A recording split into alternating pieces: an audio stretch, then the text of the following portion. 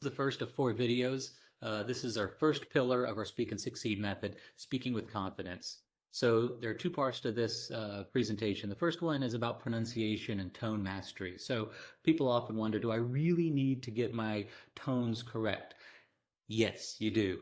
Tones are very important. It's extremely important to being understood and also to understand what people are saying. If your tones aren't correct, that means you're not hearing them correctly. And if you're not hearing your own tones correctly, you're probably going to misunderstand when people are speaking to you. So this is easily resolvable. We begin from day one with making sure you've got the right tone. And the way we do that is not word by word. That method has been tried, and when people begin speaking, they are thinking way too much about what tone that word is that they want to say. What we focus on is the sentence structure. If you can say a sentence and get all your tones right, that's perfect. That's the goal you need to reach. So we begin there. That's where you want to begin. So Mandarin is a tonal language, as you'll see here, right? Which means basically the pitch of your voice indicates the meaning of a word. The classic example that most teachers begin with is the word ma, written M-A, ma.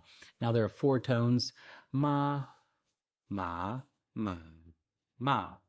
And all 4 of those words are different words. They have different meanings, very different meanings, from mother to hemp to horse to scold. So depending on the tone, then you're going to say a certain word. And you just want to make sure you're saying the word that you want to say.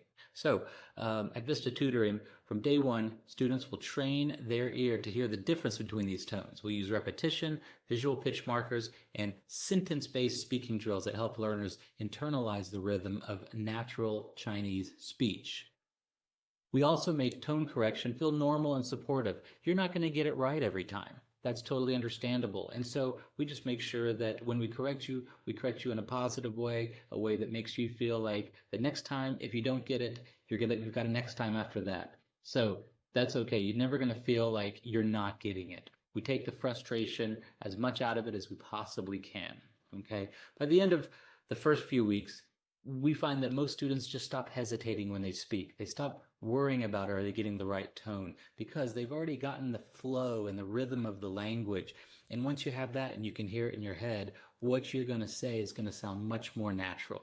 So that's the real power of this pillar, that once they feel confident, once a student feels confident in saying things correctly, and once they start realizing that they're being understood, their confidence just skyrockets. And that is a key to a successful language learning experience. So how do we do this? Well, first, we focus on listening before speaking. So a lot of programs will rush students into speaking before they've even become accustomed to hearing what the language sounds like.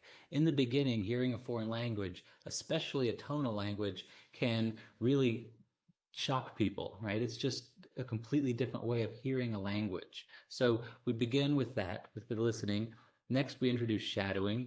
So students are going to speak in a way where they're just mimicking what a teacher's saying. And if you think about this, this is exactly how a lot of people learn how to sing songs. They hear it, they sing along with it, they make small corrections, and in a very short time, they're able to sing that song perfectly on their own. Right? Thirdly, we then add tone drills. We make them visual, we use hand gestures. Ma, ma, ma, ma. Use those hands. They're going to remind you of what the tone is and how that's going to fit into the larger sentence structure. And then once students have practiced their pronunciation in isolation, we then bring them into real sentences. All right, this makes it very meaningful from the beginning. You're actually saying things that you would say in a conversation in Chinese with another speaker. And like I mentioned before, when we do correction with kindness. Chinese is the most difficult language in the world to learn for various reasons, and therefore it can be frustrating.